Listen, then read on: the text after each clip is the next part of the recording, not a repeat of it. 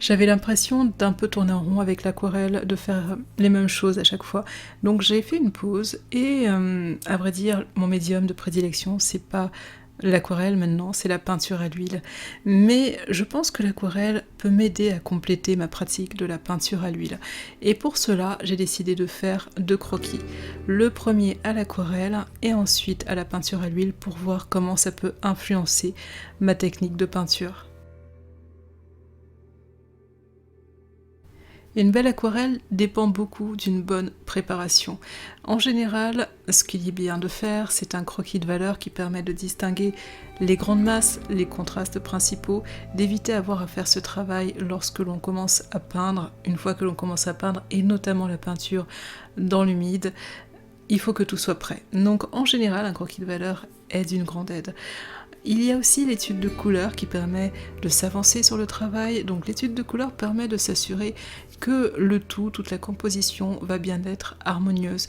Ça permet de faire le tri des couleurs que l'on a, de sélectionner peut-être 3, 4, 5 couleurs maximum sur sa palette pour s'assurer d'une bonne cohérence entre les couleurs et que l'harmonie fonctionne.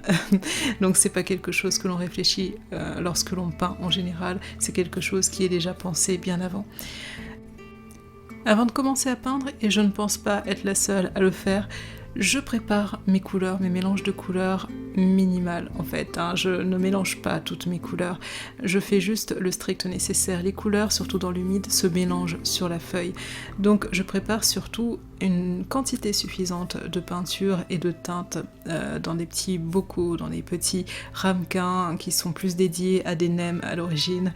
Mais je prépare ma couleur en quantité suffisante pour ne pas manquer lorsque je vais peindre. Et aussi, je prépare méticuleusement la disposition de tout mon matériel. Je sais où je peux chercher mon pinceau, je sais où je peux tremper mon pinceau, je sais où trouver éventuellement une petite feuille de papier ou un mouchoir pour pouvoir éponger si j'ai besoin et ne pas avoir à réfléchir à toutes ces choses qui peuvent être parasites dans le processus de peinture lorsque l'on peint dans l'humide à l'aquarelle. Donc c'est, contrairement à l'huile en fait, une erreur à l'aquarelle est difficilement rattrapable, tout doit être anticipé.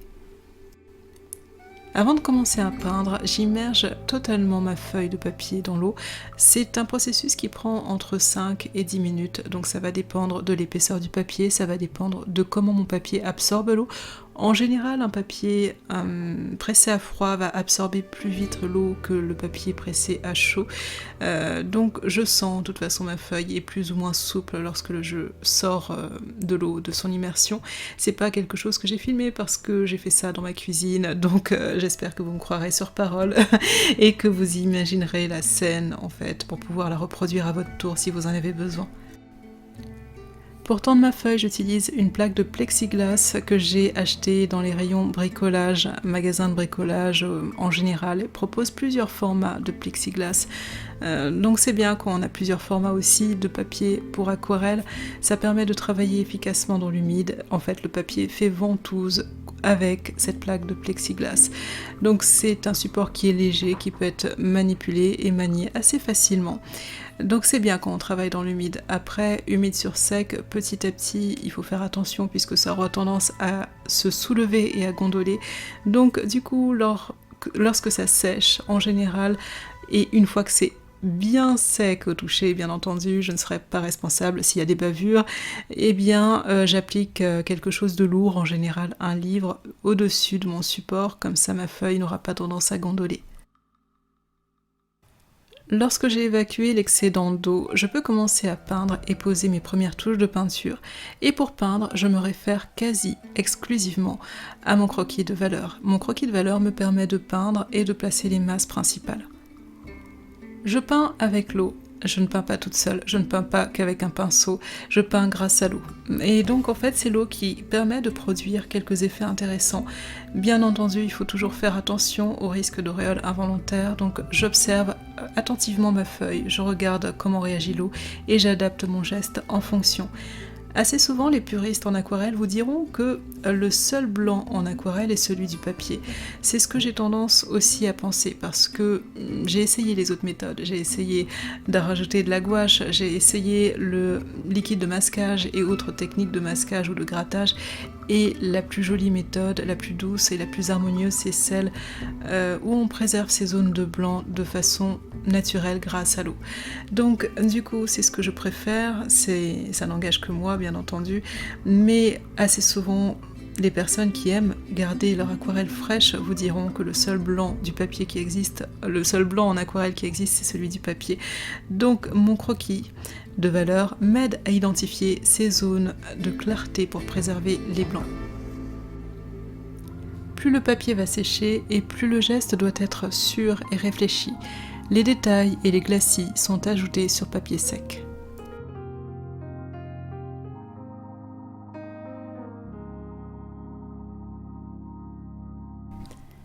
Quelques semaines plus tard, je décide de réaliser exactement le même croquis, cette fois-ci à la peinture à l'huile, pour pouvoir matérialiser ma préférence, pour bien me rendre compte de ce que je préfère dans la peinture à l'huile par rapport à l'aquarelle, pourquoi une préférence sur tel ou tel médium plutôt que tel autre.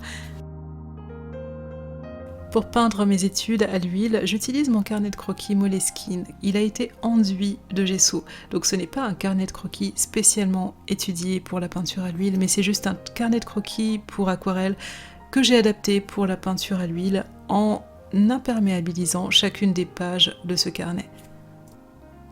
Contrairement à l'aquarelle, à l'huile, j'ai pas du tout besoin d'une préparation aussi poussée pour commencer, surtout pour commencer une étude. Bon, je parle pas des grands tableaux, bien entendu, je les travaille beaucoup avant. Donc je débute directement sur mon support avec une esquisse rapide de mon sujet, je place les formes principales et je peins directement à la prima en couleur. La façon dont j'aime peindre la peinture à l'huile fait qu'une séance de peinture dure plus longtemps qu'une séance d'aquarelle. Donc je suis cette fois-ci seule à peindre, je n'ai pas de l'eau, la peinture à l'huile, il n'y a pas de l'eau. Je peux utiliser effectivement des essences pour fluidifier comme je le ferais à l'aquarelle, mais là je vois pas l'intérêt de fluidifier autant mes peintures pour un rendu aquarellé, autant utiliser dans ce cas-là l'aquarelle. Donc une séance de peinture à l'huile me dure longtemps, mais je suis cette fois-ci seule à peindre, donc chacun de mes coups de pinceau vont compter. Je peins ce croquis à la prima, mais pour un rendu qui est plus précis et plus réaliste, j'aurais peint d'autres couches après séchage, environ 3, 4, voire même 5 maximum. Je n'utilise pas en général ce type de procédé pour faire des études, je trouve que c'est une réelle perte de temps dans ce cas. Pour moi, mon grand challenge, mon grand but, et le plus gros challenge surtout, c'est de débuter une peinture, de placer tous les petits éléments qui font que petit à petit, les petits points de bâti vont donner quelque chose de très réaliste, très poussé par la suite. Donc il est plus important pour moi de m'entraîner principalement sur ces premières étapes de peinture.